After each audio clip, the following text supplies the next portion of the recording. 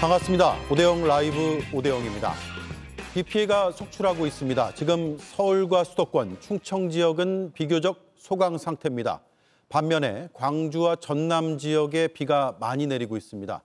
그리고 불어난 물로 광주광역시의 광주천이 범람할 위기에 처해 있습니다.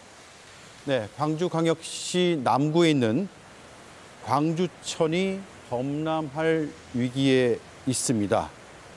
주민들이 대피령이 내려진 상황이고요.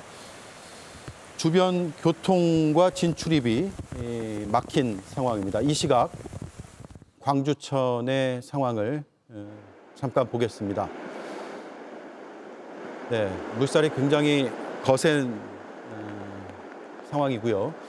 비도 많이 내리고 있습니다. 어젯밤부터 많이 비가 왔고 불어난 물로 유속이 굉장히 빠른 걸 볼 수가 있습니다. 저희 취재진이 현장에서 바로 실시간으로 보내오는 광주광역시의 광주천의 상황을 시청자들께서는 보고 계십니다. 주변 교통 진출입이 막혀 있기 때문에 광주 시민 여러분은 또 주변을 오가는 분들은 특히 조심을 하시기 바랍니다. 네, 저 위로는 이제 도로가 있는데 도로가 있는 다리까지 거의 물이 가득 들어찬 모습을 볼 수가 있습니다. 주변에 계신 시민 여러분 반드시 유의하시기 바랍니다. 그리고 전국 대부분의 지역에 지금 호우특보가 내려져 있습니다. 호우경보부터 설명을 드리면 전라남도는 거의 대부분의 지역입니다. 전라북도는 고창과 임실, 순창, 정읍, 남원에 6시를 기해서 호우경보가 예고가 돼 있는 상황이고요. 경상북도는 청도와 성주, 경상남도는 양산과 창원, 김해, 거창, 사천, 고성입니다. 그리고 광주, 대구 역시 호우경보가 내려진 상황이고요. 호우주의보는 세종과 대전, 또 울산에 6시를 기해서 예고가 되어 있는 상황입니다. 이 시각 광주광역시의 광주천의 상황을 현장 실시간 영상으로 보내드리고 있습니다. 다시 한번 말씀드리지만 주변을 오갈 수가 없습니다. 대피하시고요. 각별하게 주의하시고 조금 거리가 떨어져 있더라도 가급적이면 안전한 곳에 머물기를 기상청을 비롯해서 여러 관계 부처가 당부하고 있으니까 유의하시기 바랍니다.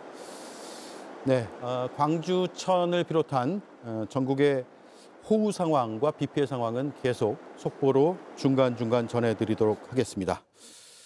네, 오늘 오대영 라이브는 정치 이슈를 주로 다루겠지만 말씀드린 대로 호우 상황, 비 피해 상황을 속보로 바로 전해드리도록 하겠습니다. 대통령실이 강선우 후보자의 자진 사퇴 쪽으로 기류가 바뀌었다는 보도에 대해서 사실이 아니라고 선을 그었습니다. 일각에선 이번 주말까지 여론을 살핀 뒤에 다음 주쯤 결정을 할 수 있다는 전망도 하고 있습니다. 짚어보겠습니다. 몰매를 맞았다. 윤희숙 혁신위원장이 은어까지 써가며 말한 지금의 국민의힘의 현 주소입니다. 윤 어게인의 핵심 인물 전한길 씨는 국민의힘에 들어갔습니다. 10만 명이 함께 가입했다고 주장을 했습니다. 그 파장을 분석하겠습니다. 함께할 네 분을 소개해드리고 이수진 앵커의 브리핑으로 시작하겠습니다.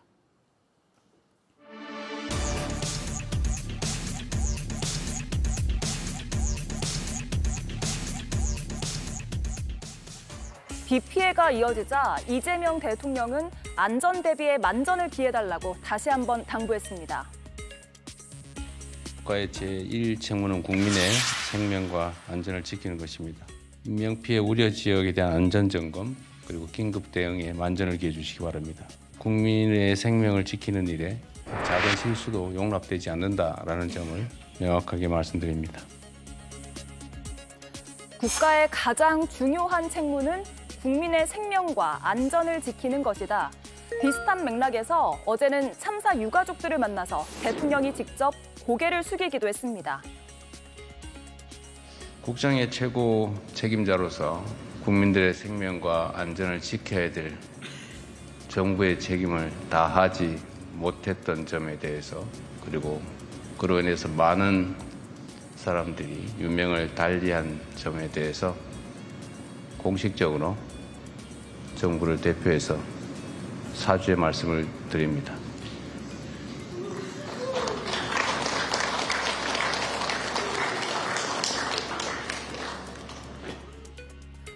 국민이 국가를 필요로 할 때 자리에 없었음을 사과한 건데요. 유족들은 눈물을 흘렸습니다. 2시간의 대화를 통해서 마련된 일부 조치도 오늘 나왔습니다. 이태원 참사와 관련해 강제 수사권이 있는 검경 합동조사단을 편성하는 방안을 지시했습니다. 네, 오늘도 인사청문회가 이어지고 있습니다. 나흘째입니다. 조현 외교부 장관 후보자, 구윤철 기획재정부 장관 후보자, 김정관 산업통상자원부 장관 후보자입니다. 3명에 대한 청문회는 지금 진행되고 있고요.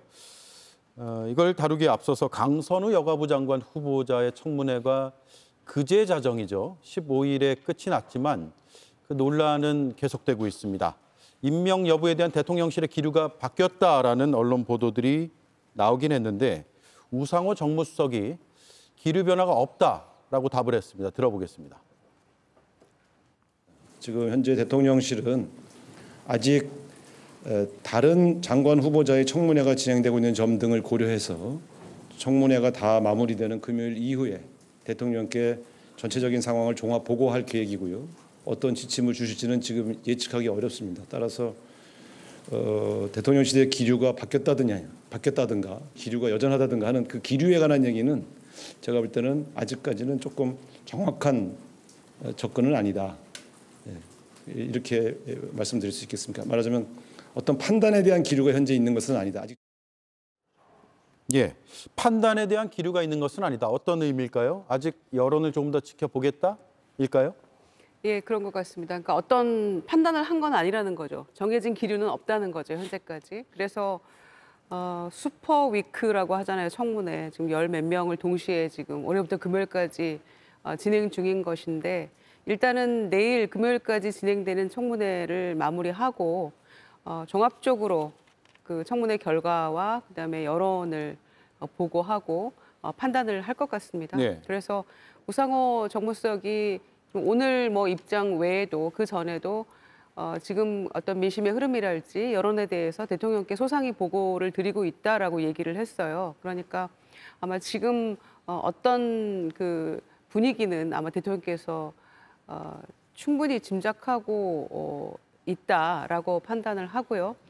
또 내일까지 청문회가 진행이 되는데 지금 미리 뭐 선제적으로 판단을 해서 누구는 된다 안 된다 이런 얘기들이 나간다면 또 야당인 국민의힘에서 아마 다음 타겟으로 또 옮겨갈 게 아마 틀림없는 일이기 때문에 아마 내일까지 마무리를 하고 나서 전체적인 기류를 보려고 하는 게 아닌가 이렇게 생각을 합니다. 예. 다만 지금 뭐 특정된 몇몇 후보자에 대해서 민심이 굉장히 사나운 건 사실인 것 같습니다. 그런 점에서 국민 주권 정부라는 어떤 그 정부의 입장에 걸맞게 판단을 해야 되는 게 아닌가 생각하고요. 피해자 중심주의 그리고 약자의 편에서 국민 눈높이에 맞춰서 판단을 하게 될 거라고 저는 생각합니다. 예. 네, 일단 이번 주말까지 지켜보겠다고 하는 것은 뭐 앞으로 추가로 어떤 의혹이 또 제기될 수도 있다라는 가능성을 열어둔 게 아닌가라는 생각이 들고요. 일각에서는 김희정 의원님 말씀하신 것처럼 지금 많은 의혹과 논란의 중심에 있는 강선우 후보자와 이진숙 교육부 장관 후보자를 방패 삼아서 다른 후보자들로 논란이 좀 확산되는 것을 막기 위해서 일부러 좀 시간을 끌고 있는 것 아니냐라는 분석들도 나오고 있는 것 같아요. 근데 저는 이진숙 교육부 장관 후보자는 나중에 얘기하겠습니다만 강선우 후보자는 이미 인사청문회가 끝났고요. 인사청문회를 통해서 확실히 자신에게 제기된 의혹을 해명하겠다고 했는데 그 해명이 다 이루어지지 않았다고 볼 수밖에 없습니다. 또 하나는 해명 과정에서 나온 추가적인 거짓말이죠. 당장 인사청문회에서 했던 이야기가 그날 밤 보도에서 사실과 다르다는 것이 확인되고 있잖아요. 그리고 민보협을 비롯해서 민주당 구성원 내에서조차 강선우 후보자에 대한 자격과 관련한 문제들을 계속 제기하고 있습니다. 이렇다면 저는 강선우 후보자가 인사권자의 부담이 되지 않는 선에서 자진 사퇴하는 것이 가장 바람직한 해결 방안이라고 생각합니다. 예. 이재명 대통령과 가까운 의원으로 분류되는 김영진 의원은 강선우, 이진숙 후보자에 대해서 그 논란에 대해서 아쉽다고 말했는데 어떤 의미의 아쉬움인지 들어보겠습니다. 강선우 후보자와 이준석 후보자는 이제 청문회를 마쳤지 않습니까? 네. 여러 가지 의견들이 상당히 많이 있는 복잡한 현재 상황인 것 같습니다. 예. 그래서 당에서도 아마 대통령실에서도 국민 눈높이에 맞는 판단과 결정을 하지 않을까. 저도 뭐 여러 가지 좀 아쉬움이 있습니다. 아쉬움이 있고요. 예, 당에서는 저런 목소리가 이제 하나씩 나오는 것 같아요. 예, 그렇습니다. 조금 국민의힘과 더불어민주당을 비교해 보자면 국민의힘은 비교적 의원과 보좌진의 관계가 뚜렷한 상하 관계로 이렇게 인식되어 있고 실제로도 좀 그런 측면이 있는 것 같습니다. 그런데 민주당 쪽은 뚜렷한 상하 관계라기보다는 약간 그 동료 의식을 갖고 있으면서 같이 일하는 관계로 인식되는 경우가 많고 그랬는데 그 강선우 여가부 장관 후보자의 경우에 이게 이제 상하 관계를 넘어서 약간 이른바 갑질이라고 표현되는 행동들이 있지 않았느냐라는 의혹 제기가 있었고 무엇보다도 청문회 등을 통한 해명이 사실과 다른 해명을 했던 거 아니냐. 그러니까 오히려 어떤 범죄라는 측면은 전혀 아직까지 그런 것은 없어 보입니다만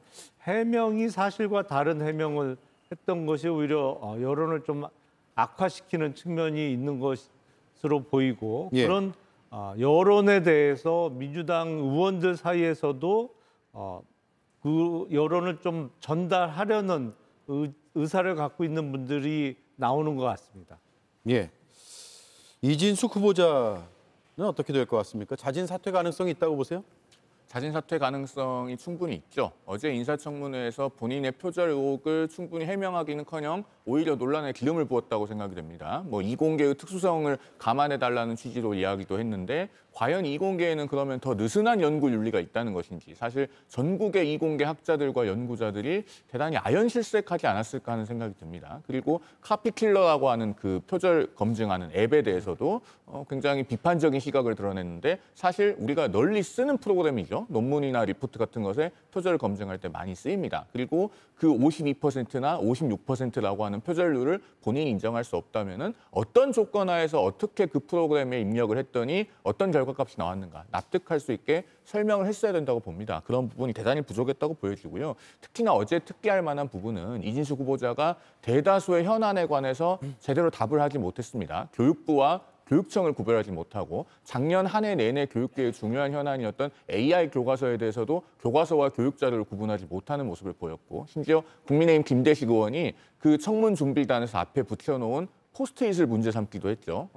기억이 잘 모르겠으면 그래도 안다고 답을 하고 그다음에 구체적인 답을 하지 말라든가 동문서답을 하라든가 이런 내용의 포스트잇이 붙어 있다고 문제 제기를 하고 항의하는 장면도 있었습니다. 이런 모든 내용들을 종합해 볼 때 이진숙 후보자는 지금 표절로 인한 도덕성 논란뿐만 아니라 교육부 장관으로서 업무를 수행할 수 있는 적격성도 대단히 부족하다라는 것이 확인이 됐기 때문에 자진 사퇴로 정리하는 것이 바람직해 보입니다. 네, 어제 인사청문회로 의혹들이 상당 부분 해소가 됐을까요? 아닐까요?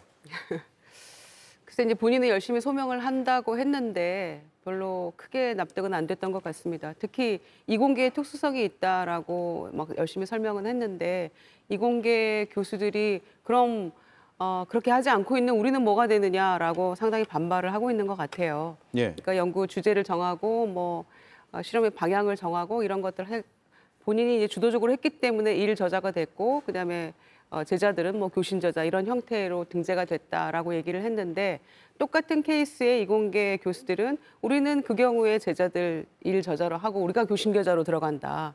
그렇게 많은 케이스들이 있다라고 반발하면서 그렇게 한 우리는 뭐냐 이제 이렇게 얘기하는 걸 봤어요.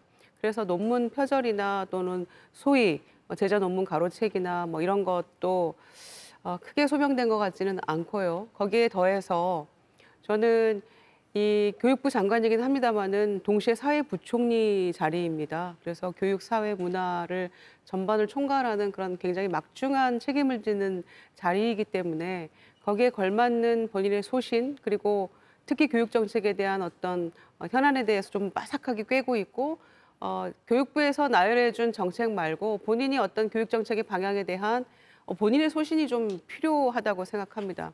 근데 이제 그런 것들이 좀 보이지 않았기 때문에 사실 많이 실망을 했고요. 함량 미달이라고 저는 개인적으로 평가할 수밖에 없습니다. 그런 점에서 대선 즈음에 입당한 김상욱 의원도 민주당이든 뭐 대통령에게든 뭐가 본인이 할 말은 하겠다라고 얘기하면서 이제 김상욱 의원이 최초로 자진 사퇴하길 바란다라고 얘기를 하고 나왔어요. 그런데 비단 김상욱 의원의 어떤 개인적인 견해뿐만이 아니라 저는 아마 많은 분들이 특히 뭐 불가피하게 뭐 이해한다고 하면서도 청문회를 진행했던 민주당 의원들도 아마 여러 가지 문제점을 발견하지 않았을까 그런 생각입니다. 예. 자, 주요 신문들은 어떻게 사설을 쓰고 있는지 한번 살펴봤습니다. 경향신문, 표절 이진숙, 갑질 강선우, 국민주권정부 첫 장관 자격 없다라고 썼고요. 중앙일보는 진보도 반대한 강선우, 이진숙 자진 사퇴가 답이다라는 제하의 사설을 실었습니다. 한국일보는 표절, 갑질, 거짓말, 이진숙, 강선우 후보자 지명 철회를 이라고 했고요. 한겨레는 영구윤리 엄격해야 할 교육장관 후보자의 표절 의혹이라는 제목으로 사설을 담았습니다. 자, 우상호 정무수석은 일부 후보자에 대한 좋지 않은 여론을 대통령도 알고 있다라는 발언을 했습니다. 그렇다면 이런 여론들을 참모들은 대통령에게 다 보고를 할 것이고 결국 결단은 대통령이 하게 되겠죠. 지명을 유지하든 그래서 임명 쪽으로 가든 철회를 하거나 혹은 자진 사퇴가 되든요. 언제쯤일까요? 그래서 일단 내일까지 인사청문회가 예정되어 있기 때문에 이번 주를 지나야 될 것 같고요. 결국엔 인사권자가 어떤 판단을 내리느냐, 그거는 주말을 좀 넘겨서 다음 주에 이루어지지 않을까 싶습니다. 우리가 법률상으로는 국무총리의 경우에 국회 인준 절차가 있기 때문에 국회의원들이 표결을 해서 결정하는 절차가 있습니다만 사실은 장관의 경우에는 인사청문회를 하고 또 과거에도 아주 극한 여야 간의 대립으로 인해서 인사청문 보고서 채택이 안 된 상황에서도 임명이 강행되는 경우가 정부마다 수십 건씩 있었거든요. 그런데 법률적인 장애는 없습니다만 여론을 반영해서 인사권자의 결단은 임명을 하든 아니면 지명 처리를 하든 결단은 다음 주가 돼야 나오지 않을까 싶습니다. 예. 결론은 이재명 대통령의 결심에 따라 달라지겠지만 저는 그 과정은 달라질 거라고 봅니다. 그러니까 인사권자가 자신이 인사검증을 제대로 못했다라는 책임을 지려고 하는 것보다는 본인이 논란이 된 후보들이 아마도 자진 사퇴하는 쪽으로 결론이 나지 않을까. 그동안 많은 대부분의 인사가 그렇게 진행됐었던 거죠. 저는 이재명 대통령도 이런 생각합니다. 자신이 100점 맞은 인사다 이렇게 얘기할 것이 아니라 오히려 80점 맞았는데 앞으로 더 열심히 하겠다 이런 자세를 보인다면, 그러니까 최근에 부각되는 언론의 이 방향, 여론을 반영해서 결론을 내린다면 국민들도 충분히 이해할 만한 부분이 있다고 생각하는데 오히려 자기가 한 인사는 틀린 게 없다라는 식의 오만과 독선을 유지한다면 크게 도움이 될 거라고 생각하지 않고요. 마지막으로 각 언론들이 쓰는 사설이 있습니다. 이 사설은 저는 모든 그 사안에 대해서 여론조사를 할 수는 없기 때문에 이 언론의 사설이 그 여론의 동향을 보여주는 아주 좋은 지표라고 생각하는데, 진보 정권에 대해서도 이른바 진보 매체에서 이런 문제를 지적한다면 이건 정말 새겨 들어야 할 대목이 있다고 생각하거든요. 과거 여러 정권이 실패한 경우를 보면 본인들 편이라고 생각하는 언론들에서 제기하는 문제만저 도외시하고 독선으로 갔을 때 그런 경우가 많았습니다. 예. 자, 여론과 국민 눈높이를 판단할 것이다라는 데서는 네 분 다 의견이 일치하는 것 같습니다. 비가 많이 내리고 있고 앞서도 광주의 모습을 보여드렸는데 전국 곳곳에서 피해가 속출하고 있습니다. 지금 이 시각에도 남부지방을 중심으로 비가 많이 내리고 있고 서쪽에서 동쪽으로 정체전선이 이동하면서 많은 비를 뿌리고 있습니다.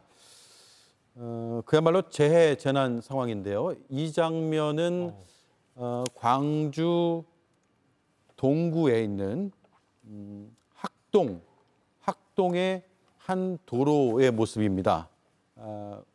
물에 잠겨서 차량이 아예 지나가지 못하는 그런 상황이고요. 오늘 오후에 호우특보가 발효된 광주 동구의 학동 한 도로의 모습을 보고 계십니다. 그리고 교통이 통제된 지역이 있습니다. 호남 고속도로도 침수가 됐습니다. 동광주 IC에서 서광주 IC 양방향 통행이 지금 차단된 상태입니다. 다시 한번 말씀드리면 호남 고속도로도 침수가 됐습니다. 네, 지금 CCTV로도 일부 구간이 화면에 잡히고 있는데요.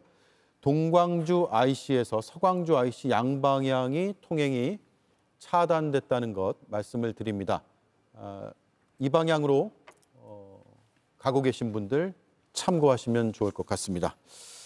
지금 재해 상황이고 어제 이재명 대통령이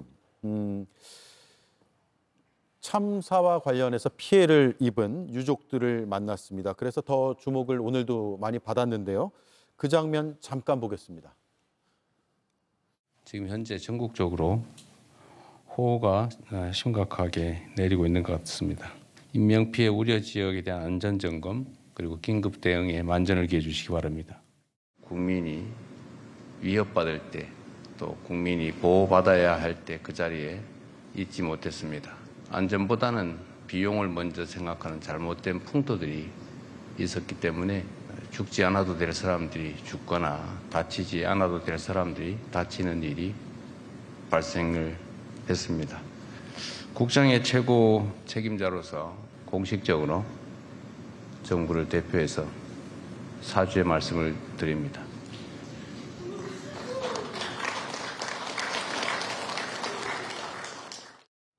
예, 어제 참사 유가족들을 만난 이재명 대통령의 모습입니다.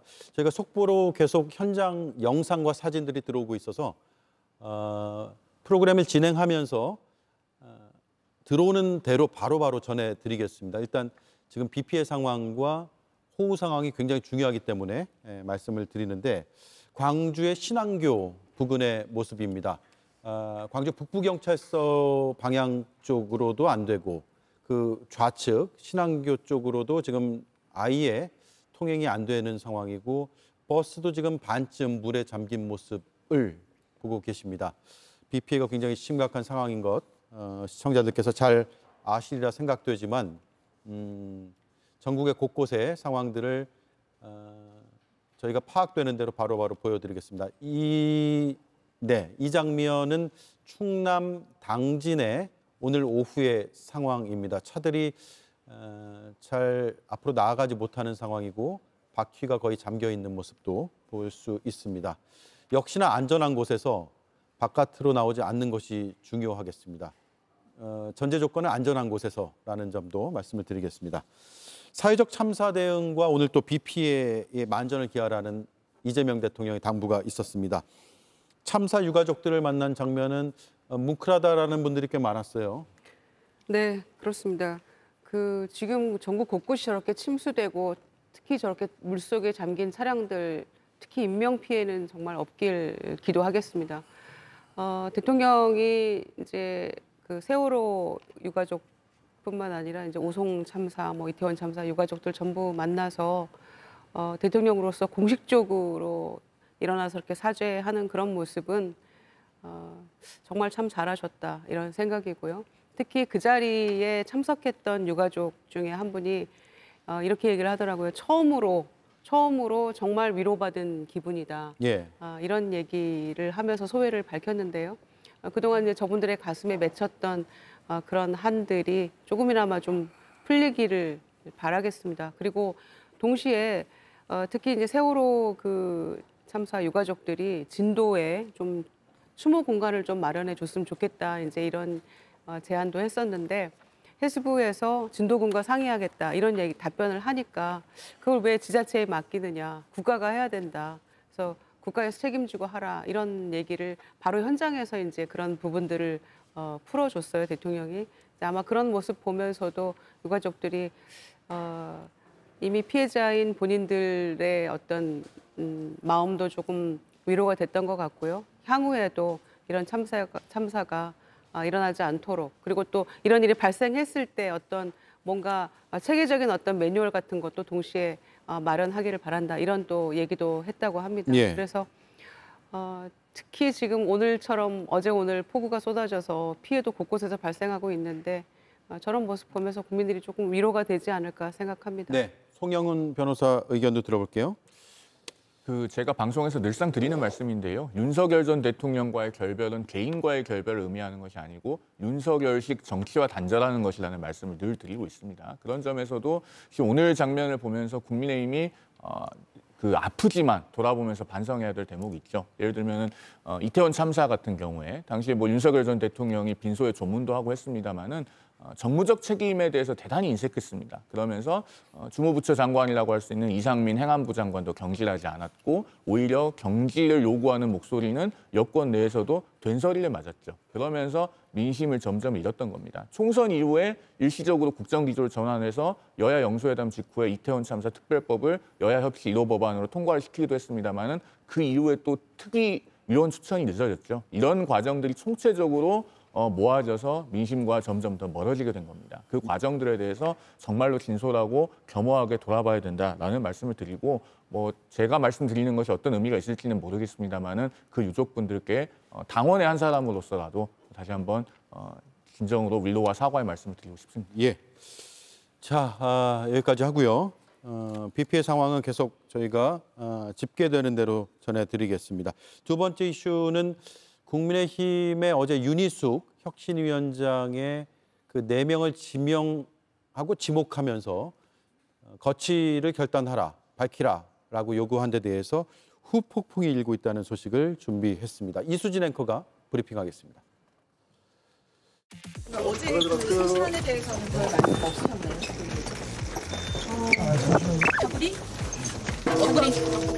다구리라는 건 안 받아들이겠다는 취지로 다들 말씀하시는 공개 때 있었던 얘기니까 그냥 다구리라는 말로 요약하겠습니다. 나경원, 윤상현, 장동혁, 송원석 이 4명의 쇄신 대상을 발표하자 비대위 회의에서 몰매를 맞았다. 그런데 윤희숙 위원장의 표정을 보면 크게 개의치는 않는 것 같습니다. 질문을 받는 와중에 이렇게 웃어 보이기도 했습니다. 어제 어떤 점에 대해서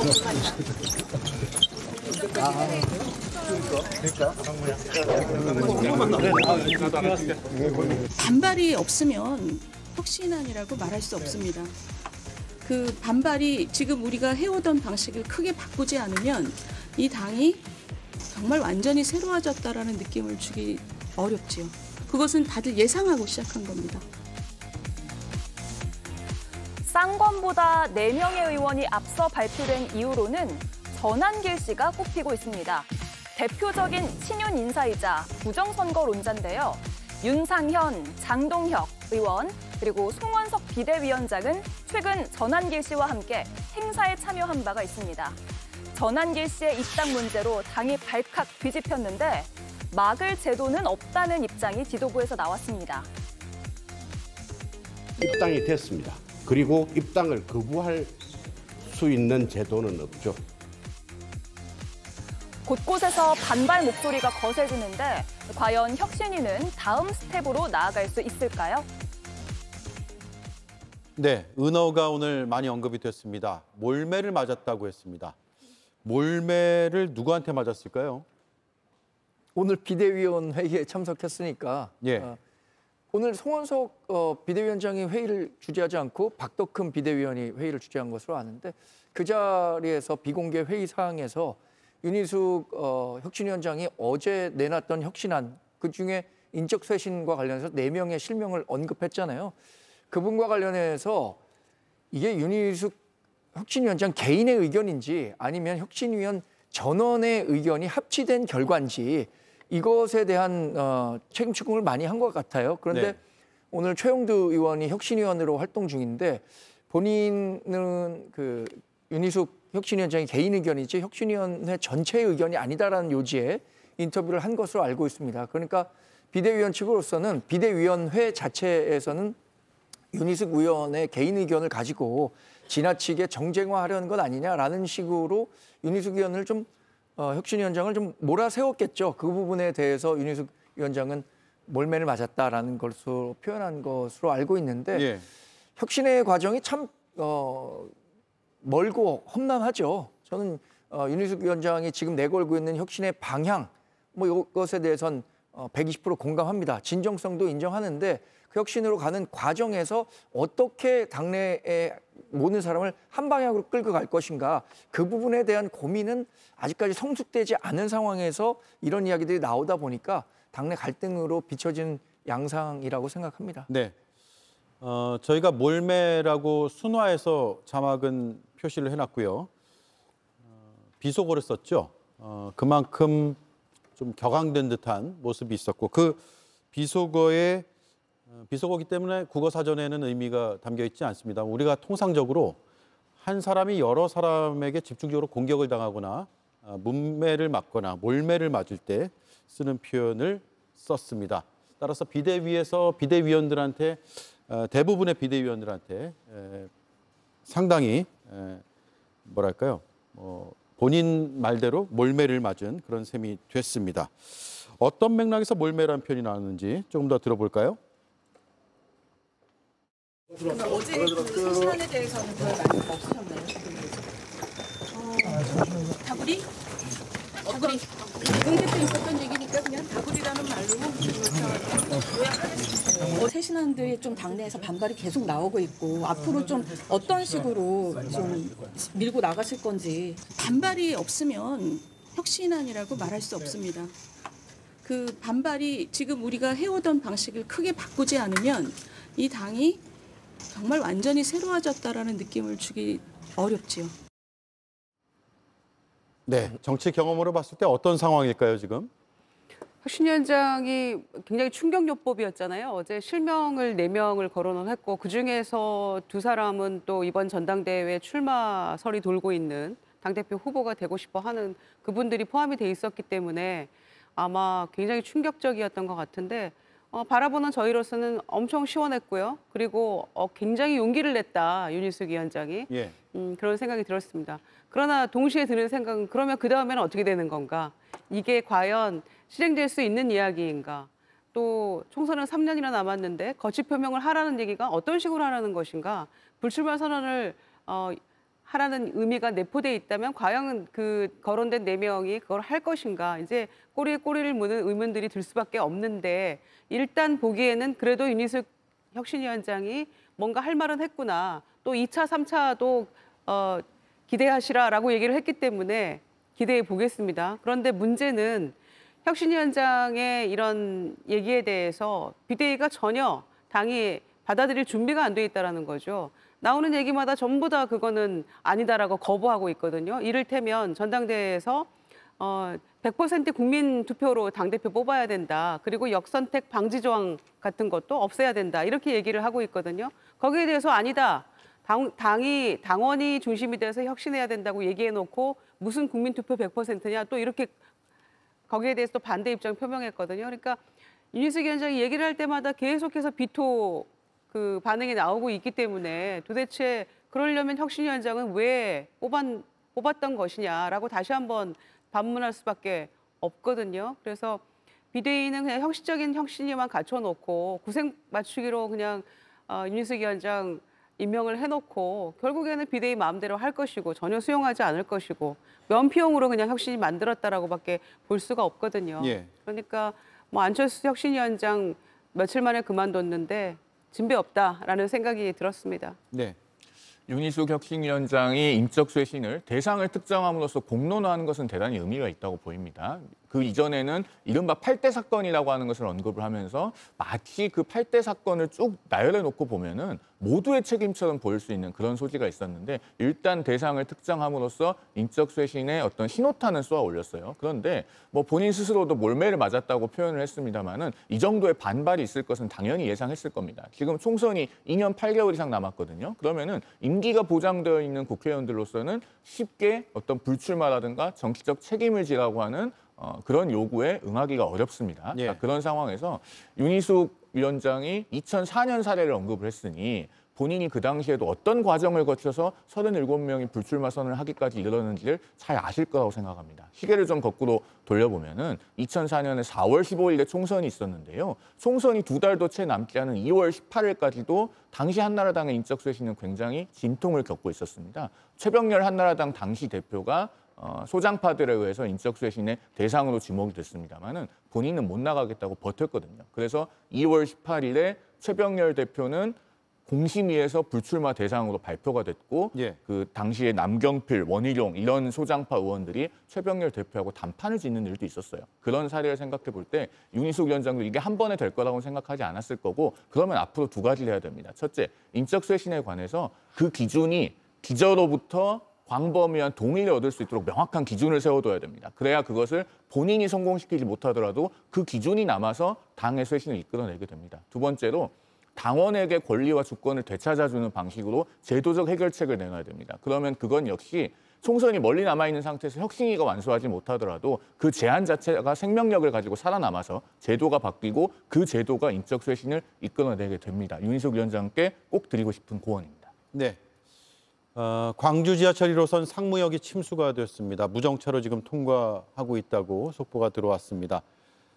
상무역은 광주에서 상무중앙로와 또 상무대로의 그 교차로에 있는 바로 그 역이고요. 많은 광주 시민들이 오가는 지역입니다. 그 인근에는 또 김대중 컨벤션 센터도 있고요. 주요 상가들도 있고 또 아파트도 있고 유동인구가 많은 곳인데 지금 침수가 돼서 상무역은 무정차로 통과 중이라는 것 속보로 전해드립니다. 그리고 이 시각 광주 고속도로의 모습입니다. 순천 방향으로는 아예 지금 물에 잠겨서 교통이 안 되고 있습니다. 반대쪽도 막혀 있고요. 통제되고 있는 모습을 볼 수가 있습니다. 동광주 IC에서 서광주 IC 양방향이 통행이 차단돼 있습니다. 차들이 지금 멈춰서 있고요. 더 앞으로 나아가지 못하기 때문에 물에 잠긴 곳에는 이제 침수와 관련해서 응급 처치를 하기 위한 차량으로 보이는 노란색 차량이 깜빡깜빡 등을 켜고 있고요. 그 위쪽으로 차량이 꽉 막혀 있는 상황입니다.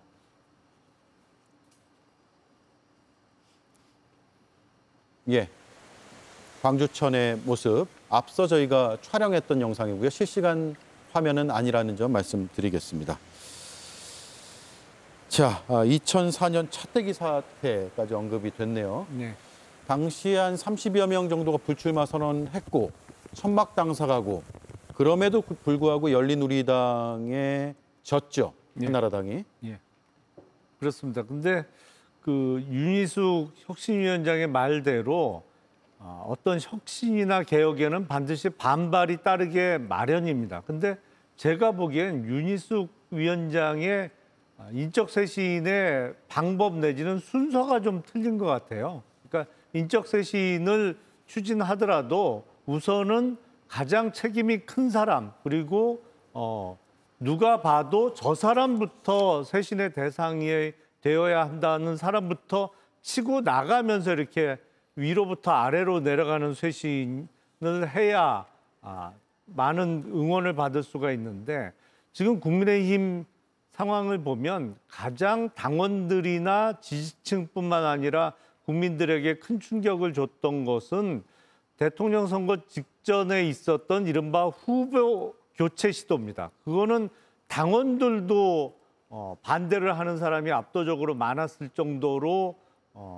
물의를 일으킨 사건이거든요. 그러면 인적 쇄신을 주장한다고 하면 그 후보 교체 시도의 책임이 큰 사람, 그리고 윤석열 정부에서 가장 호가호의를 대표적으로 했던 사람, 뭐 실명을 거론하자고 하면 이른바 쌍권으로 칭해지는 분들하고 이철규 의원부터 인적 쇄신의 요구를 하고 거기를 해결해 가면서 밑으로 내려가는 방식으로 했어야 되는데, 이게 누가 봐도 가장 핵심적인 사람들이 먼저 언급이 안 되고 이른바 그 다음 단계 내지는 뭐 2단계 내지는 3단계 대상이 돼야 될 사람부터 실명 언급을 먼저 하다 보니까 당사자들도 반발하고, 아니 저렇게 되다 보면 가장 핵심은 빠지는 거 아니냐, 뭐 이런 또 우려를 하는 당원들도 나오게 되는 것 같습니다. 그래서 윤희숙 위원장은 본인이 어떤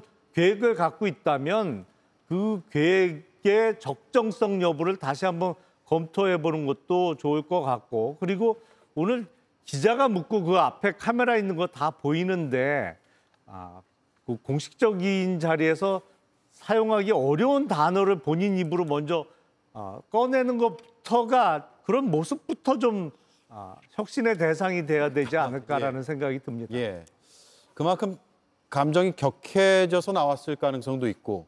그렇죠. 네. 감정적 표현이라고 봐야 되는데요. 네. 저는 김 의원님 지금 언급하신 4명의 실명을 먼저 왜 얘기를 했을까라는 것을 생각해 보면, 윤희숙 위원장이 혁신위원장을 맡은 이후에 어떤 사람이 혁신의 대상이다라고 범위를 얘기했는데, 그 얘기가 나오자마자 그럼 자기를 지명해 보라는 듯이 윤희숙 혁신위원장의 얘기했던 것과 반박되는 행동들을 보였던 분들이 이 나경원, 윤상현, 장동혁, 송원석 이 4분이었기 때문에 윤 혁신위원장 얘기한 것처럼 1차 분으로 먼저 지명이 된 것으로 저는 알고 있고요.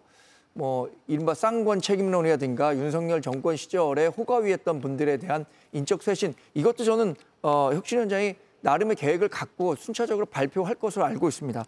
다만 우리 당은요, 일단 계엄 옹호하고 탄핵에 반대했던 사람들 절연해야 합니다. 또 하나는 부정선거론 옹호하는 사람 절연해야 돼요. 그래야 앞으로 갈 수 있는 겁니다. 그런데 지금 이 2가지 논리를 가장 대표하는 사람이 누구냐?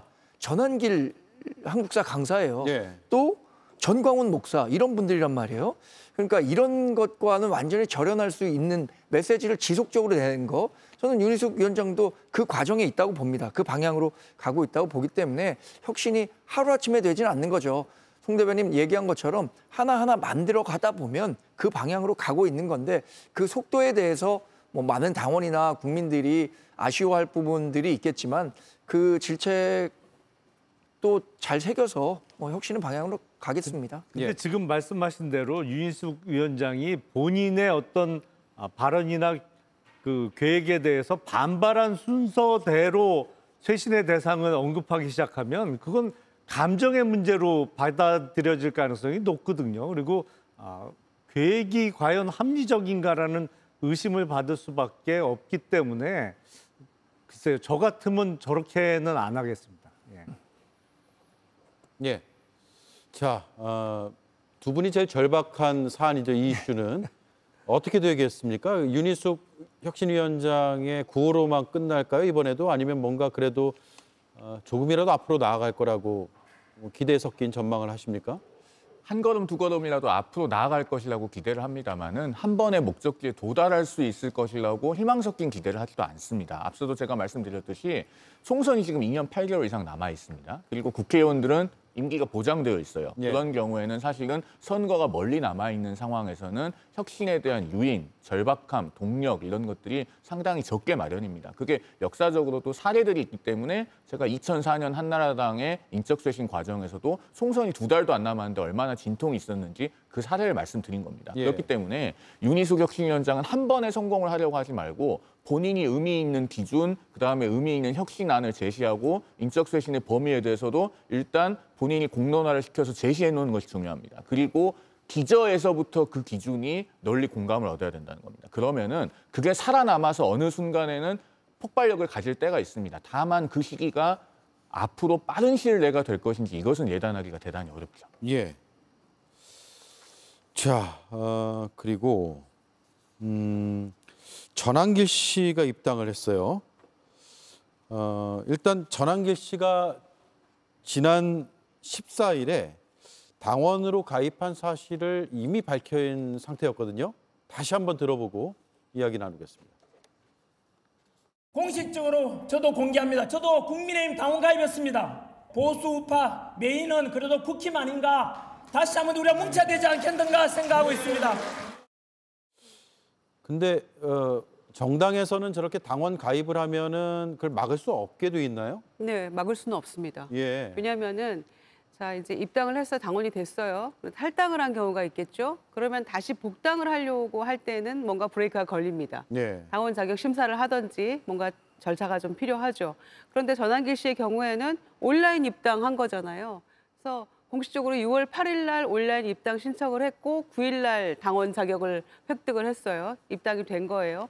그러면은 그것까지를 걸을 도리는 사실 없습니다. 예. 그런 점에서 온라인으로 입당한 경우에는 당으로서는 뭐 그걸 막을 제도나 어떤 그 시스템은 없거든요.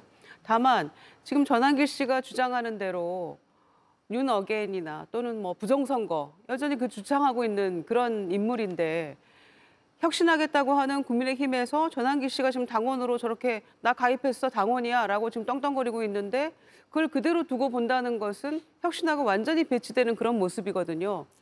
그래서 당원 자격 심사를 하든지 시당 차원에서 아마 해야 될 거예요. 서울시당을 통해서 아마 입당을 했을 거기 때문에 그쪽 차원에서라도 뭔가 조치가 좀 필요하다고 보고요. 예. 그냥 막아야 된다, 안 된다. 뭐 김용태 전 비대위원장 그런 얘기 하고 있는데 이미 당원이기 때문에 뭐 막을 도리는 없었죠. 그런데 사후 조치가 필요하다라는 생각입니다. 그런데 중요한 건 지금 4명 거치 정하라라고 한 4명 중에 들어간 윤상현 의원 같은 경우에 며칠 전에 리스코리아 그 토론회 열었잖아요. 아니 거기 강사로 초청받아서 그 만장하신 의원들 가운데서 얘기를 한 인물 아닙니까? 윤어게인을 주장하면서. 예. 그랬던 인물인데 지금 이 상황들이 막아야 된다. 그다음에 이미 당원이다. 그런데 초청해서 강의를 하고 너무 혼란스럽지 않습니까? 황당하게 보여요. 저희가 봤을 때는. 이런 것도 제대로 정리를 못하면서 혁신안 들고 나오면 뭐하나 참 공허하게 느껴지고요. 그 혁신안의 대상 중에 송원석 비대위원장이 들어있는데 그래 내가 빨리 거치 결정할게 이렇게 나올 수 있겠습니까? 그러니까 인적 청산의 어떤 기준도 정확히 제시를 해야 될 것 같고요. 쌍권은 이미 안철수 전 혁신위원장이 한번 꺼냈다가 아뜨거라 하고 위원장 그만뒀기 때문에 그렇다면 쌍권은 1차에선 비껴가고 다른 사람 먼저 해볼까? 뭐 이런 심산이었는지는 모르겠습니다만은 일단 기준도 정해야 될 것 같고 전한길 씨 같은 사람 그러니까 한 달 전에 입당한 거 아닙니까? 이조차도 제대로 지금 사후에 걸러내지 못한다면 다른 혁신안은 너무 공허한 거예요. 예. 예. 자, 그러면 입당은 막을 수가 없는데 출당은 시킬 수 있는 거예요? 이건 제가 좀 말씀을 드리면요. 일단은 정당에 보면은 당헌에 대체로 당원 자격 심사에 관한 조항들을 두고 있습니다. 그래서 입당 신청을 하면 가장 원칙적으로는 일주일 정도 기간 내에 당에서 당의 이념을 같이 하는 사람인지 심사를 해서 당원 자격 심사를 거친 다음에 입당을 통보를 해주는 게 원칙적인 모습이에요. 그런데 우리나라 정당은 하루에도 수천 명씩 입당 원서가 들어오기 때문에 그렇게 할 수가 없습니다. 더더군다나 온라인으로 입당을 받죠. 그렇기 때문에 전한길 씨 같은 경우도 저 전한길이라고 하는 이름이 본명이 아니라고 해요. 지난달에 본명으로 인터넷 입당 신청을 했기 때문에 거의 기계적으로 입당 처리가 된 모양입니다. 자, 그런데 그렇다고 하더라도 국민의힘이 전한길 씨를 당원으로 인정하지 않으려고 들면요. 얼마든지 방법이 있습니다. 예. 제가 그 말씀을 드리려는 거예요. 2015년에 그 참여정부의 마지막 국정원장이었던 김만복 전 국정원장의 한나라당 팩스 입당 사건이 있었습니다. 당시 새누리당이군요. 그때 2015년 11월에 김만복 전 원장이 팩스로 입당 신청해서 이미 몇 달 전부터 새누리당 당원이다라고 하는 것이 알려지니까 새누리당에서 매우 빠른 속도로 김만복 전 원장에 대한 징계 절차를 밟았습니다. 그래서 그해 11월 10일에 부산시당 그 윤리위원회에서 징계 조치를 내려서 출당 권고를 했고 김만복 전 원장이 이걸 재심사해달라고 하니까 중앙당 윤리위원회에서도 여전히 출당 권고를 유지를 했습니다. 명분이 뭐였냐면 그해 있었던 부산 지역 보궐선거에서 김만복 전 원장이 상대 당 후보의 사무소에 가서 격려 방문을 했어요. 그걸 해당 행위로 봐서 징계를 해서 결국 쫓아냈거든요. 예. 자, 그러면은 전한길 씨에 대해서도 당원으로 인정하지 않을 생각이라면 최근에 관련된 전 씨의 부정선거 관련된 일련의 발언들, 또 국회 토론회에서 했던 언동들 이런 것들을 해당 행위로 봐서 징계할 수 있는 겁니다. 출당 권고나 제명을 통해서 얼마든지 당원으로 인정하지 않을 방법이 있다. 그렇다면은 이런 것을 실행하는지가 지금 국민의힘의 혁신 의지, 쇄신 의지의 어떤 시험대가 될 것이다라는 말씀을 드리지 않을 수가 없습니다. 징계와 나아가 출당도 가능하다. 하려고만 한다면. 근데 하려고 하는지를 봐야 된다. 이 말씀이네요. 하려고 하는지를 봐야 되는데 누가 그걸 합니까? 비대위원장이 하나요? 그게 이제 윤리위원회라는 게 있습니다. 예. 윤리위원회가 가동이 되려면 비대위원장이 지시를 해야 될 거고요. 절차는 그렇습니다. 근데 실제로 지금 전한길 씨가 했었던 발언 내용이 정말로 출당이나 제명 조치에 해당하는 해당 행위냐 이 부분에 대한 판단은 윤리위원회에서 하겠죠. 그러나 그걸 맡기는 것은 비대위 차원에서의 결론이기 때문에 쉽게 이루어지지는 않을 것 같다는 개인적인 생각이고요. 김용태 의원이 자신이 비대위원장 시절에 김계리 변호사가 우리 당에 입당하겠다라고 해서 긴급하게 입당 심사를 해라 이렇게 지시를 해서 김계리 변호사 같은 경우는 아직까지 우리 당에 입당하지 않은 것으로 못한 것으로 알고 있습니다. 그런데 전한길 씨 같은 경우에는 본인이 온라인 입당한 과정에서 누구도 알지 못하게 했으니까 여기 들으신 것처럼 기계적으로 이렇게 자동 입당이 된 거죠. 전한길 씨와 관련한 윤리 가동 문제, 전 그것이 우리 당에 가려고 하는 방향, 그것에 대한 바로미터가 될 거라고는 아직까지는 생각하지 않습니다. 지금까지 했었던 발언들에 대해서 징계를 할 수 있을 것인가, 이 부분 전 의문입니다. 예, 추종자 10만 명이 함께 가입했다라고 주장을 했습니다. 물론 확인은 해봐야겠죠. 그리고 전한길 씨는 어떤 당권 주자를 지지하느냐라는 질문에 무조건 전직 대통령을 끌어안는 사람이라고 말했다고 한국일보가 통화를 통해서 취재한 내용을 보도했습니다. 네, 10만 명은 한번 확인이 필요할 것 같아요. 그죠? 10만 명이면 확인이 금방 되는 거 아니에요? 우리 당의 지난 대선 경선 과정에서 투표권을 갖고 있었던 책임 당원이 77만 명입니다. 10만 명이라고 하면 8분의 1 수준인데 지금 부정선거 주장하시는 분들 굉장히 우리 주변 사이에 많나 보이지만 지난 2024년 선거에서 부정선거 척결을 제1공약으로 내걸었던 자유통일당이 몇 퍼센트 득표했냐면 채 3%를 득표하지 못했습니다. 그러니까 이렇게 조직화된 소수가 내는 큰 목소리가 우리 주변에서 크게 들릴지 모르지만 실제로는 그렇게 많이 있을까? 저는 굉장히 과대 포장된 숫자라고 생각합니다. 네, 알겠습니다. 두 번째 이슈까지 이렇게 정리를 하고요. 송영훈 변호사는 다음 일정이 있어가지고 먼저 좀 나가야 되니까 발언권을 더 많이 드릴게요. 네, 그렇게 하겠습니다. 예, 알겠습니다. 이수진 앵커가 세 번째 이슈 브리핑하겠습니다. 변호사님, 오늘 윤 전 대통령 재판 나오시나요? 법정에서 얘기할게요. 변호사님 안녕하세요. YTN입니다. 오늘 윤 전 대통령 재판 혹시 나오실까요? 안녕 못한 거 아시잖아요. 예? 안녕 못한 거 아시잖아요. 윤석열 전 대통령이 또다시 내란 재판에 나오지 않았습니다. 기력이 쇠해서 계단 오르기도, 오래 앉아있기도 쉽지 않다는 이유에서입니다. 반면 내일 구속 적부심에는 출석할 거라고 하는데요. 이렇게 제 맘대로일 수 있나 싶지만 어쨌든 수사의 시계도 째깍째깍 돌아가고 있습니다. 오늘 내란 특검은 언론사 단전 단수와 관련해서 이상민 전 장관의 집을 압수수색했습니다. 아니, 이상민 장관님 계셨나요? 단전 단수 문건 안에 있었나요? 한편 김건희 특검은 집사 찾기에 나섰습니다. 외교부를 통한 여권 무효와 경찰청을 통한 인터폴 적색 수배 절차에 착수하였습니다. 신속히 관련 절차를 완료할 예정입니다. 적색 수배를 내려서 2, 3주 후에는 국내로 소환하겠다는 계획입니다. 네, 먼저 법조인의 분석이 필요합니다. 김용남 의원님. 네. 또 재판 안 나왔거든요. 예. 오늘은 건강 악화로 어지러움증을 겪고 있다. 구치소 내에 접견실 가는데 계단 오르는 것도 힘들어한다라고 전직 대통령 측이 주장을 했습니다. 그런데 내일 구속 적부심 있잖아요. 네. 구속 적부심엔 나가겠다. 아니 그러니까 선택적으로 나가고 안 나가고를 결정하고 있는 것인데 그러니까 지금 내일 본인이 신청한 구속 적부 심사를 받는 법정에는 출석을 하겠다고 해요. 근데 이미 기소됐던 내란 수괴 사건의 재판에도 연속해서 불참을 하고 있고, 그리고 지금 내란 특검의 소환 요구에도 전혀 응하지 않고 있어서 본인이 어떤 바라는 결과가 나올 수 있는, 뭐 그게 구속적부심에서 석방될 가능성이 있다는 말씀을 드리는 게 아니고, 본인이 생각하기에 자신에게 유리한 자리는 나가고 본인이 수사를 받거나 재판을 받아야 되는 자리에는 그냥 안 나가고 이러고 있는데, 그래도 명색이 전직 대통령으로서 국가 사법 시스템에 대한 어떤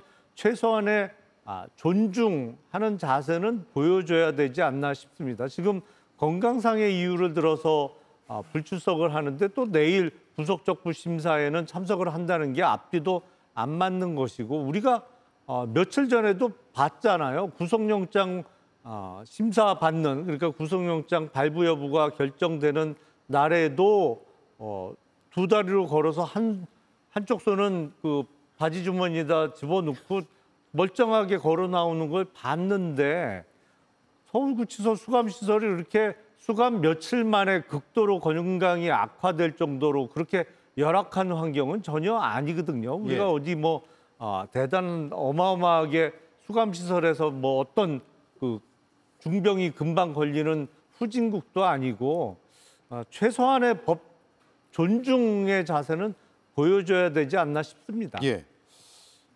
이게 정말 단순하게 국민 정서법을 어겨서 국민들이 괘씸하다라고 생각하는 것을 넘어서 법률적으로 오히려 불이익이 있지 않느냐라는 쪽에 궁금증이 생기는데, 그것 좀 이따 짚어보죠. 왜냐하면 특검 조사 거부, 자신의 내란 혐의 재판 거부, 근데 자신을 풀어달라고 하는 거죠. 구속 적부심은 나간다라고 하면 구속 적부심에서 받아들일까요? 저는 뭐 받아들일 가능성은 제로라고 생각하는데요. 계단 오르기도 어지럽고 힘들다라고 얘기했는데, 내일은 계단을 잘 올라갈 예정인가 봐요. 그러니까 이 현란한 법 기술 때문에 저희가 어지러워요. 정말 너무 부끄럽습니다. 너무 부끄러운 모습이고요.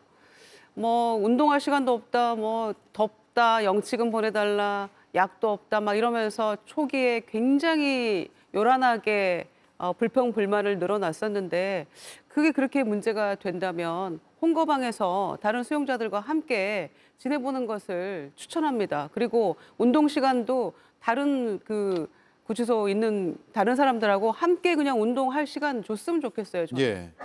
아니 그렇게 바라는 바 아닌가요? 지금 저렇게 굉장히 외로워하는 것 같은데. 그래서 지금 그런 것들도 굉장히 특별 대우를 해주는 거 아닙니까? 전직 대통령으로서 안전상의 이유로. 저는 뭐 같이 운동하다 보면 불미스러운 상황 분명히 생길 거라고 생각합니다. 아까 윤희숙 의원이 거론했던 바로 그런 상황 생길 수 있을 거라고 보거든요. 그런데 그것도 감사를 해야 되는데, 본인이 입맛대로 골라서 내란 재판도 안 가고 특검 수사에도 응하지 않으면서 본인 풀어달라는 구속적부심에는 나가겠다? 내일은 굉장히 건강이 좋아지는 모양이죠. 그러니까 이런 모습 보면서 국민들은 더 분노하고 절망하는 겁니다. 이런 법기술 부리라고 거기 지금 편안하게 혼자 독방 차지하고 있는 거 아니거든요. 정말 부끄러운 줄 좀 알았으면 좋겠습니다. 예, 이렇게 거부하고 불출석하고 안 나가는 것들이 구속의 필요성을 더 강화시켜주는 게 아닌가라는 생각도 들어요. 기본적으로 윤석열 전 대통령은 특검이 행하는 조사에 충실히 임해야 한다는 생각엔 변함이 없습니다. 근데 이제 구속적부심에 왜 나가겠다라고 했는지 변호인단의 이야기를 들어보면 자신의 건강 상태가 지금 구속 상태를 유지하기 어려울 정도로 힘들다라는 것을 보여주기 위해서 가겠다는 거잖아요. 또 하나는 윤 전 대통령 변호인단이나 윤 전 대통령 스스로 특검에 대해서는 인정하지 않으려고 하는 것 같아요. 그래서 특검 조사와 상관없이 어차피 특검 조사는 방향대로 가는 것이고, 내가 조사 결과를 어떤 조사를 받든 간에 기소할 거니까 그거보다는 법원에 가서 직접 자신의 죄를 따져보겠다, 이런 전략을 세우고 있는 것이 아닌가, 이렇게 해석해 볼 수밖에 없는 거죠. 지금 상황은. 예, 구속적부심, 네, 본인에게 주어진 방어권이긴 합니다. 방어권을 행사하는 것이고, 그런데 계속 불출석하다가 여기만 나간다고 하면 왜 구속적부심에서 그걸 법원 입장에서는 받아줘야 되는지 그 이유가 불분명할 것 같아요. 그렇죠. 사실은 뭐랄까요, 구속적부 심사는 구속 절차에 잘못된 점이 없었느냐를 살펴보는 기회입니다만 어떤 구속 피의자의 만에 하나 풀어줬을 때 도주나 뭐 증거인멸의 염려도 또 한번 검토해 볼 수밖에 없거든요. 근데 저렇게 선택적으로 본인이 유리할 것 같은 기회는 나가고 본인이 좀 수사 대상이 돼서 대답하기 싫은 거를 자꾸 물어보거나 아니면 재판을 받아야 되는 자리에는 안 나가고, 지금 사실은 재판정에 나가지 않는 것도 이유가 그거라는 거예요. 재판정에 특검 측이 있기 때문에 안 가겠다는 것이거든요. 그러니까 특검이 빠지면 또 법정에는 나가겠다고 하면서 건강상의 이유를 든단 말이에요. 그러니까 앞뒤가 안 맞아요, 주장이. 처음부터 끝까지. 그러니까 이렇게 계속 막무가내로 국가사법 시스템을 무시하는 자세를 보인다면 결과적으로는 본인에게 법률적으로도 유리할 게 없겠습니다만, 사실은 윤석열 피의자나 변호인 입장에서도 이게 법률적으로 풀거나 해결할 수 없는 사안이다. 이게 아무리 열심히 노력한다고 어떤 선처를 받거나 아니면 무혐의 내지는 무죄를 받을 수 없는 사안이라는 건 너무 잘 알고 있기 때문에 저런 태도를 보이는 것이 아닌가 싶습니다. 네. 자, 속보가 또 들어왔네요. 내란 특검에서 서울경찰청 경비부를 압수하고 있다. 국회 봉쇄와 관련한 자료 확보 차원인 것으로 보입니다. 그리고 기상 상황도 계속 나빠지고 있습니다. 현재 광주에 신안교가 있습니다. 신안교 삼거리에 차량 여러 대가 침수됐다라는 소식이 전해져 오고 있습니다. 신안교 주변에도 큰 하천이 있고요. 또 인근에 전남대학교도 있습니다. 전남대학교에 있어서 저 화면 하단 쪽으로는 전남대학교 입구 사거리가 나오고 위쪽으로는 북쪽으로는 동은고가가 있습니다. 신안교 삼거리에 차량 여러 대가 침수됐다는 것을 저희가 속보로 전해드리고 현장의 CCTV를 통해서 화면도 전해드립니다. 그리고 경남 쪽에도 지금 비가 많이 와서 창녕군, 개성면, 개성, 개교, 달촌, 또 개전, 광계 일대 주민들에게 영산 국민체육문화센터로 대피령이 내려졌다라는 소식도 들어왔습니다. 지금 비구름이 서쪽에서 남부지방의 서쪽에서 동북쪽으로 진행하고 있어서 전남, 광주 그리고 경남, 경북 일부 지역까지 비구름의 중심에 있습니다. 비가 그 지역에서 많이 내리고 있고 또 하천이나 주변에 물이 불어나면서 그런 대피령들이 계속 이어지고 있습니다. 네, 조금 전 광주천, 앞서 저희가 전해드린 것보다는 물이 조금 수위가 낮아진 모습이고 왼쪽 화면에서 보이실지 모르겠으나 차량이 일부 다니고 있습니다. 다니고 있는데 여전히 유속은 빠릅니다. 앞서 프로그램 시작할 때보다는 수위가 조금 낮아지긴 했지만 여전히 물이 거세게 흐르고 있다는 점 참고하시기 바랍니다. 이 시각 광주 전남 호우가 집중되어 있고요. 경상남도 그리고 경상북도 일부 지역에서도 비가 많이 내리고 있다고 합니다. 대전과 세종에도 호우주의보가 내려져 있습니다. 네, 저희가 화면으로는 속보를 계속 전해드리겠습니다. 프로그램을 화면으로도 많이 보시기 때문에 또 이동하시면서 유튜브 등을 통해서 많이 보시기 때문에 참고하시기 위해서 속보 자막을 최대한 화면을 유지하면서 진행을 하겠습니다. 광주가 비가 많이 오네요. 네, 걱정이 많네요. 지금 침수된 차량도 물질적 피해도 있습니다만은 인명 피해가 없기를 정말 바라겠습니다. 저 유속이 화면으로 보는 것만 해도 굉장히 지금 속도가 빠르고 양도 어마어마한데요. 정말 많은 피해 없기를 예. 저희 바라겠습니다. 그리고 오늘 밤에 또 비가 많이 온다고 합니다.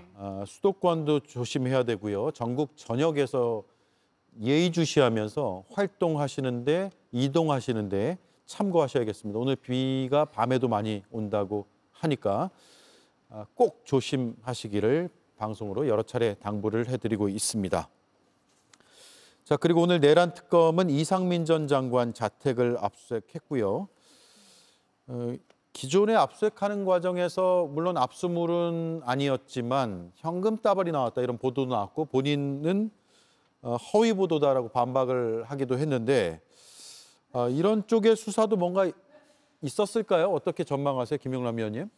그러니까 지난 2월에 있었던 압수수색 과정에서 거액의 현금 뭉치가 있었다라는 보도가 연이어 나왔었는데 그때 가지고 간 압수수색 영장의 압수 대상에는 현금이 없었기 때문에 압수는 못했다라고 합니다만 그 압수수색 영장이 없었더라도 후속 영장을 받아서 빨리 조치를 했었더라면 좋았겠다라는 좀 아쉬움이 있습니다. 만약에 일부 보도 내용처럼 현금 뭉치가 있었던 것이 사실이라면 근데 그때 압수를 못하더라도 요새는 통상 압수수색 과정에서 그 과정을 이제 녹화를 해놓거나 사진 촬영을 많이 해놓거든요. 그래서 그런 거라도 있지 않을까, 수사기관은 갖고 있지 않을까라는 생각이 드는데 이미 압수수색을 했는데 오늘 왜 또 했냐. 방금 말씀드린 대로 압수수색 영장의 압수 대상이나 그 장소 같은 게 조금씩 다를 수 있습니다. 그러니까 뭐 예를 들어서 지난번에는 차량이 포함 안 됐는데 이번에는 차량이 들어간다든지 아니면 압수할 대상 물건에 지난번에 포함이 안 됐던 물건이 또 들어갈 수도 있기 때문에 예. 그 반복되는 압수수색은 수사의 필요성으로 가끔 있는 일이고요. 이상민 전 장관의 경우에는 과연 비상계엄 선포 전후로 본인이 여태까지 주장했던 것이 사실에 부합하느냐. 근데 이미 사실과 다른 주장을 했던 것은 대통령실에 설치됐던 CCTV로 드러나고 있잖아요. 그래서 단수 조치와 관련해서 경찰청이나 소방청에 전화를 건 거 자체가 법률적으로는 내란 행위에 있어서의 주요 임무 종사자로 적용될 가능성이 높지 않을까라는 생각이 들고 이거는 법정형도 매우 높은 중죄이기 때문에 앞으로 내란 특검에서 소환 조사와 그 이후에 사법 처리가 좀 예정되지 않을까라는 생각이 듭니다. 예. 자, 그리고 집사 게이트, 삼부 토건 의혹 전방위 수사가 이어지고 있습니다. 김건희 특검이죠, 이건. 김건희 특검. 김건희 전직 대통령 부인의 소환 소식은 아직도 안 들려요. 이 김건희 특검은 이제 민중기 판사 출신의 특검이 진두지휘를 하고 있는데 초반에도 내란 특검과 달리 아주 그 준비기를 잘 채워서 굉장히 섬세하게 준비를 한다라는 느낌을 저희가 받았잖아요. 그래서 저는 거의 토끼몰이 하듯이 김건희 여사를 향해서 가고 있다고 생각합니다. 네. 그 주변에는 다 사자 돌림들이 있잖아요. 집사, 책사, 뭐 법사, 플러스 남편은 검사 출신이니까 다 사자 돌림들이 그냥 포진하고 있는데 이 각각의 집사, 책사들이 혐의가 너무 뚜렷하고 또 이미 수사도 상당 부분 진척된 부분들도 있거든요. 그래서 그 교집합을 향해서는 가고 있는 거라고 생각합니다. 특히 삼부토건이 첫 압수수색 대상이었고 주가 조작 관련한 사건들의 인물들이 그래서 결국에는 돈과 또 여러 가지 국정농단들이 함께 이제 버무려진 사건들이 집중돼 있는 거잖아요. 예. 양평 고속도로 건도 그렇고요. 다 노선 변경하면 이게 다 돈과 직결된 문제 아니겠습니까? 그 주변에 땅이 있다는 것 때문인데. 그래서 돈의 흐름을 쫓아서 저는 이 김건희 특검에서 제대로 가고 있다고 생각하고요. 특히 김건희 여사는 이제 조만간 어제 특히 명태균 씨 관련해가지고 강혜경 씨가 이제 그때 여러 가지 내부 고발을 했었잖아요. 강혜경 씨가 조사받고 나오면서 했던 이야기가 생각이 나는데 곧 아마 구속 영장 청구할 것 같다. 김건희 여사에 대해서 그런 얘기를 한 바가 있었는데 아마 이제 초반에 말씀드린 것처럼 토끼몰이 하듯 점점 저는 정점을 향해서 가고 있는 거라고 판단됩니다. 예. 자, 그리고 이제 특검을 전반적으로 한번 의견을 구하고 싶은데 사실 특검 통과 과정에서 당론으로 반대하긴 했지만 네. 지금 시점에서 보면 당에서도 특히 혁신을 바라는 당의 이제 당원들이나 구성원들은 윤과의 절연이 필요하다는 데는 이제 공감하는 것 같아요. 네. 특검 수사가 정해진 범위 내에서 적확하게만 이뤄진다면 그런 절연을 하는 데는 좋은 기회가 되지 않을까라는 생각도 들어요. 그래서 특검이 통과되는 과정에서 우리가 반대했었던 논리들은 수차례 말씀을 드렸죠. 구체적이고 예외적인 상황에서 특검이 활용돼야 하는데 정상적인 사법체계 밖에서 진행되는 것에 대해서는 반대한다는 입장이었습니다. 네. 다만 특검이 지금 이렇게 여러 조사를 진행하는 것은 저는 뭐 그 실체를 규명하는 데 도움이 된다는 방향이라면 얼마든지 그 관련해서 참고인 조사든 피의자 조사든 적극적으로 응해야 한다고 생각하고요.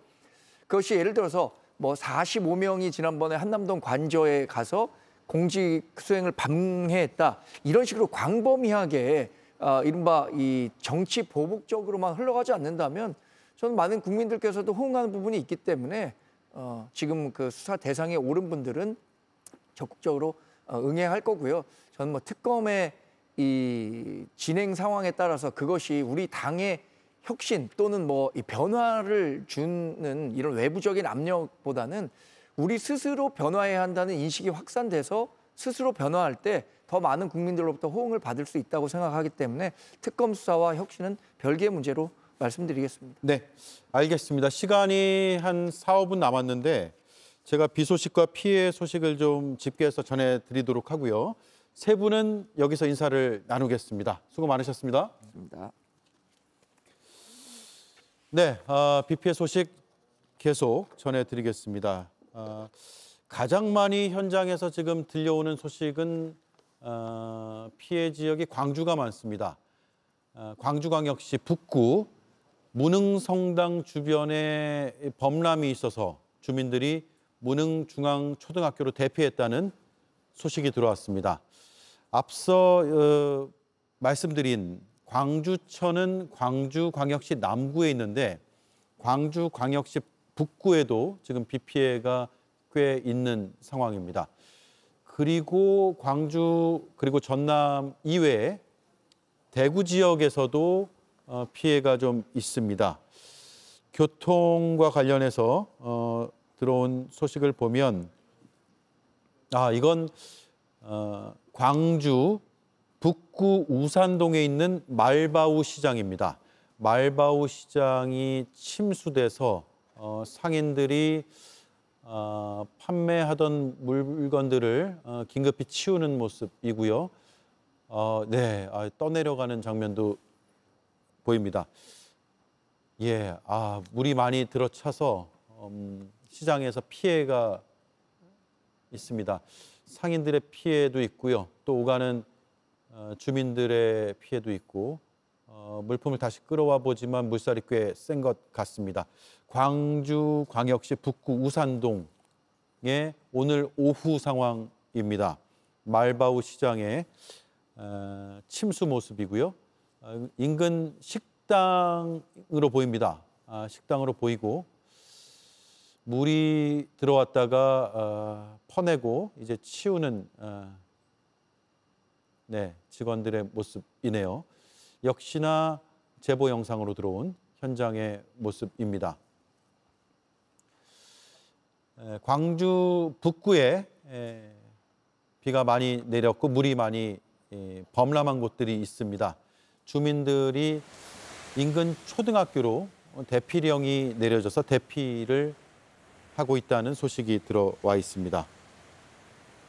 지금 장면은 오늘 오후 저희 방송 전에 비가 한창 많이 낼 때의 광주천의 모습이고 지금은 저 광주천의 다리까지 거의 물이 들어찬 것으로 보입니다.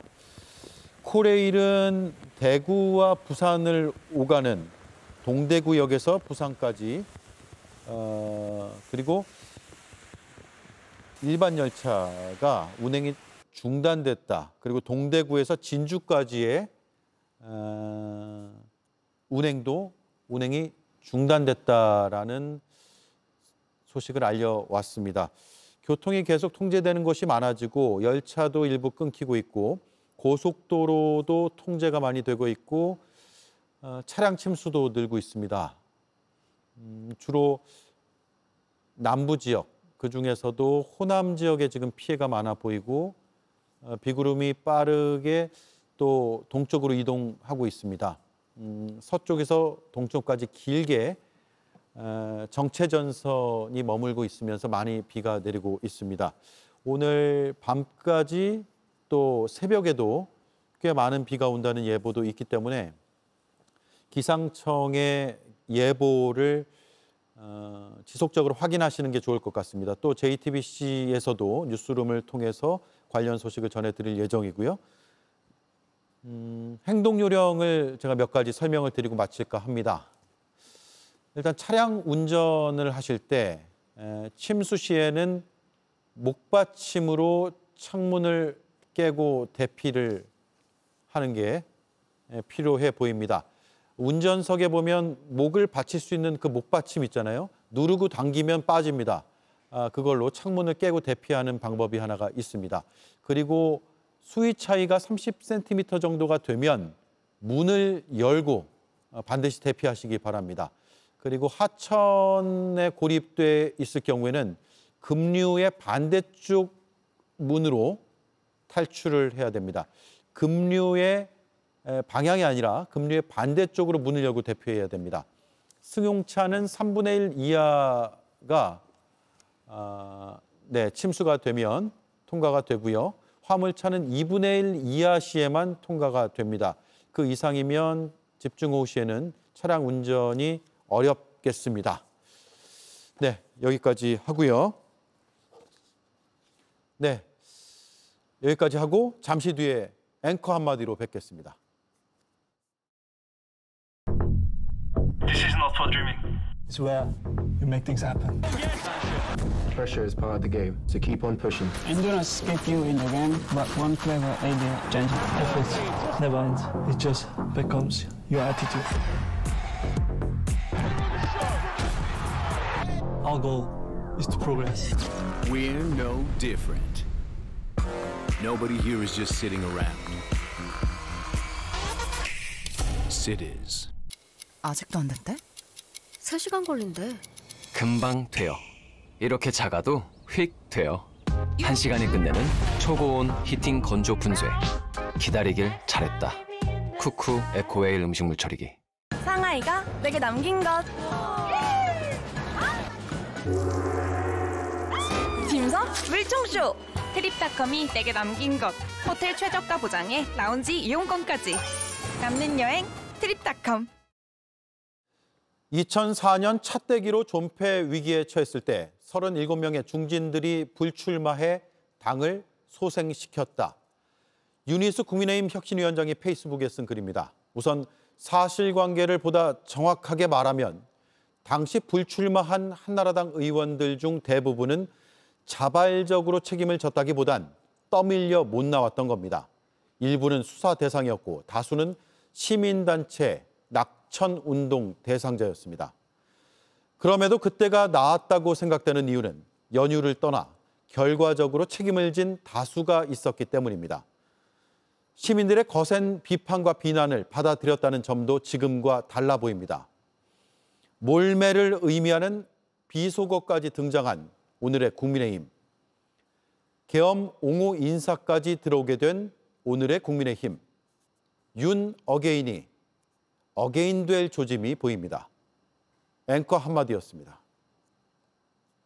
코웨이 아이콘 얼음 정수기 스탠다드 출시. 온 가족이 자주 쓰는 얼음 49%나 늘어난 1.1kg으로 써도 부족함 없게.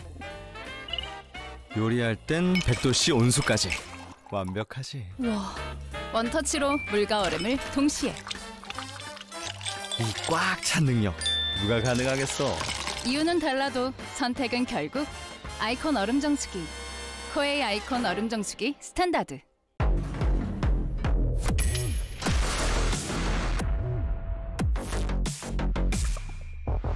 이런 피부, 그걸 왜 기다려? 요즘 대세 올리지요. 지금 보고 계시는 TV 확실하게 깎아드립니다. 보고 싶은 OTT까지 확실하게 새로운 IPTV. 네, 비 피해 없도록 각별히 주의하시기 바랍니다. 오대영 라이브는 마치겠습니다. 고맙습니다.